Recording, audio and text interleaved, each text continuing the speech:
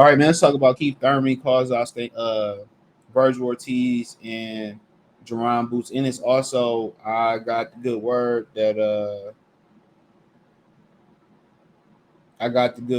that Keith Thurman is gonna be the rumor is Keith Thurman's supposed to fight the Bouts Ennis, Jaron Bouts Ennis, Riemann Vila winner this weekend. So yeah. My Charleston White boy, I got to get that damn sound clip. Yeah. But yeah, we're gonna talk about him calling out Vergil and Vergil and Jaron Bouts Ennis. He was on the Brian Custer Last 10 podcast saying if that's who he got to see to feed his family, he said he told Al Heyman he had signed on the dotted line, and we don't believe him. He didn't even want to fight Ortiz Ugas, as I've been saying over the course of time. He didn't want to fight Ortiz Ugas. He didn't. He didn't want to get in the ring with Ortiz Ugas. They had to keep. He kept stringing out that negotiation. Then in the next vein, he'd say, "Well, I'm easy to negotiate with." Ninja, no, you're not. No, you're not. And all that player hating you've been doing, all that chucking and jiving you've been doing around Errol Spence, all that playing ring around the rosy, turning down opportunities to stay busy. All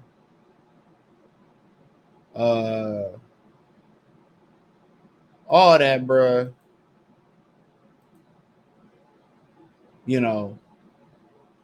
Came back to bite you in your ass. You still lost to Manny Pacquiao. You need, now they leaving you to the young guys. Now they leaving you to the young guys. Now they leaving you to the young guys. And that's what's happening. Now you're going to have to fight these young killers to stay afloat. Then he's saying, well, I'm not a gatekeeper. I'm not a gatekeeper. I only got one loss. Well, Sean Porter was the gatekeeper, but he's gone now. And I'm not a gatekeeper. I'm not a gatekeeper. I'm not a gatekeeper. And all this dude, bro, you something less than a gatekeeper. You fucking irrelevant, bro. Your last fight did 30,000 pay-per-views. Let's call it what it is. Your last fight did 30,000 pay-per-views.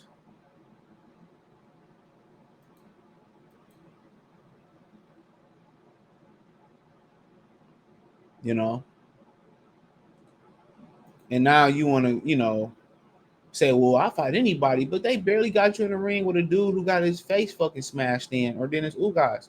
You sit here, bitch, and complain and took all day just to finalize that fight or just to agree to that fight, bro. Like, come on.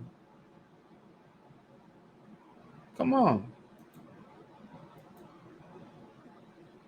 Come on.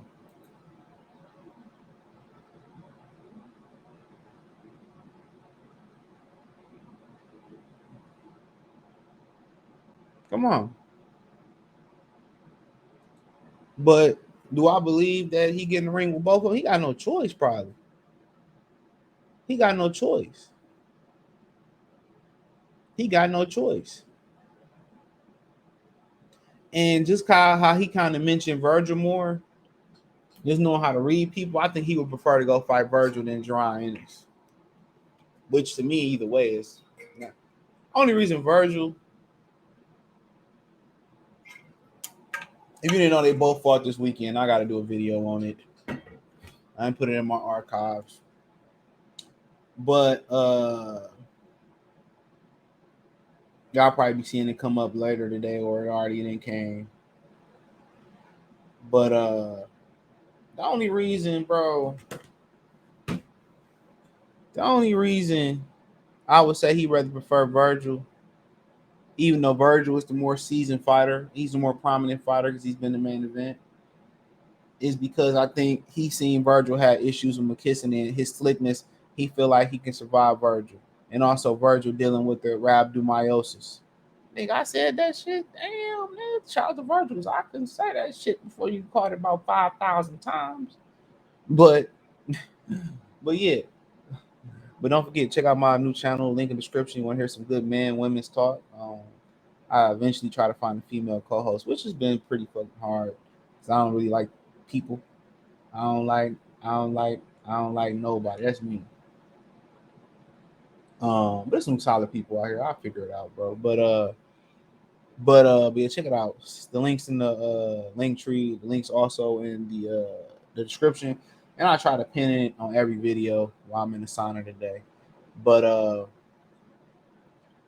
but that's why he'd rather fight him. Yeah, you really don't want to fight nobody slick like Jaron Ennis, but then again, Keith Thurman dude is a little bit more seasoned, and that's his advantage. So you got to wonder if they both fight in August. Both of these, all three of these guys fight in August and June and July and August. You know, they really should be fighting by December and January, and that means we'll see what happens.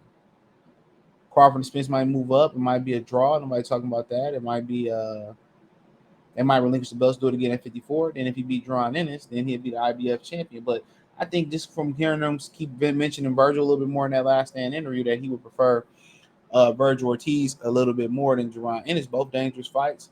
Ortiz is a body snatcher. Ortiz got great conditioning, but Ortiz has been a little bit more shot worn at the weight. You could tell with the rhabdomyosis. He be getting sick here and there, so he trying to strip down to a weight that his ass shouldn't even be at. And with that being said, I think Keith Thurman got enough IQ to know if I'm fighting that dude, I'm going to the body. I'm ripping Vergil Ortiz's body.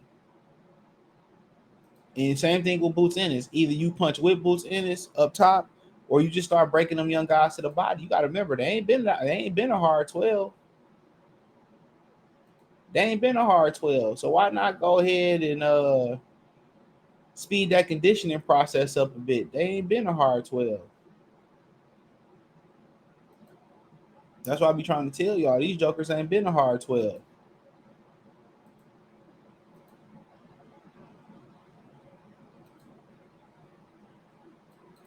They ain't been a hard 12.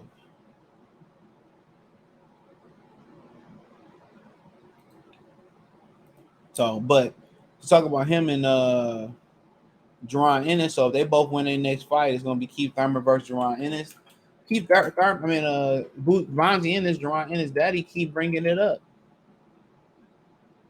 He keeps bringing it up. So apparently they had a lot of talks about this fight, and it's winnable on both sides. See how Keith Thurman look his next fight. They have literally halted Jaron Ennis' activity rate coming over to Showtime.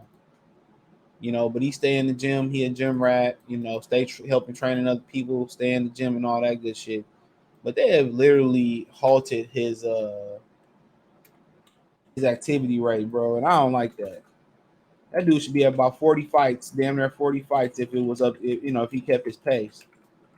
And you got to remember, back in the day, man, once you got around 30, 35 fights, a lot of guys were just getting their first title shot. Don't forget, Hagler won his first title at 45, 46 fights or something. Got denied the first time. Michael Nunn got his first title. It was considered pound for pound in 30-something fights, if my memory serves me correctly. It's always good to go back and study some history of boxing. I used to do that shit religiously, bro. YouTube had changed the game. The internet had changed the game. I'll be doing college homework and I'm done. I still be on the computer with nobody waiting. I just start watching old fights, researching old fights, reading shit, you know. But yeah, this is who he expected to knuckle up with. And after the Ugas fight and after Bouts get done with Ruyamon Vila, I don't see Vila beating him. Then also Vila guys, I ain't gonna say that. I'm gonna let E Thriller hold the title on Vila's background. I'm gonna let him hold the title. I just say Jose Vargas ain't the only one out here, or Orlando Lara, because that picture E Thriller put up, the Black Picasso, shout out to him. Yeah. He on that Jalen Green shit, but yeah, man, I expect him to blow past him. I think Keith Thurman should get past or Dennis Ugas. My humble opinion, but uh, but uh. But yeah, man, Keith Thurman probably gonna come up with an injury. Keith Thurman probably gonna go back to Nepal. Keith Thurman gonna try to find his way out of that fight.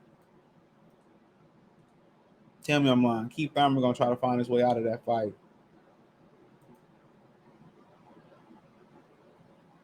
Keith Thurman gonna try to bag up out that fight. But yep, Bouts and Keith Thurman supposed to be next. So I can't give y'all a month or day or time because you don't know. I guess they waiting. They got a time in mind, but seeing if everybody okay and everybody ain't injured or whatever, um, everybody good. So they probably gonna wait on that aspect of it. But like I said before, man,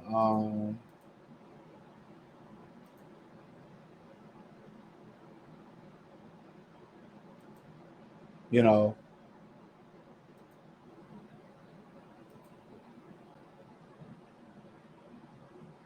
but like I said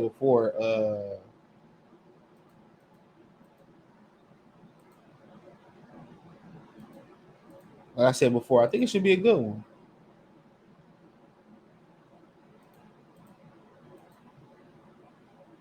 I think it should be a real good fight. So, uh, but I think most people gonna look at this as Jaron Bouts and his like correlation, whatever they call it, to becoming the next great welterweight. But I just got questions. How long they plan to stay at the weight? That's my that's my question. How long do they plan on staying at the weight? Because I don't know how difficult he make weight. Yeah, I don't know how difficult it is for Boots to make weight, but I know Vergil struggling at making weight. That's why I say, that's why I kind of say, I think for Vergil is I think Boots and Vergil probably happen at 54, maybe even 60. So we'll see. Thumbs up the video, share the video, subscribe to the channel, next subscribe button is the bell icon button. Hit all notifications, increase your chance, get notifications. We go live or drop a video financially. Want to support the channel? Cash App, $ CJ Good 313, Venmo CJ Good 313, PayPal link in description.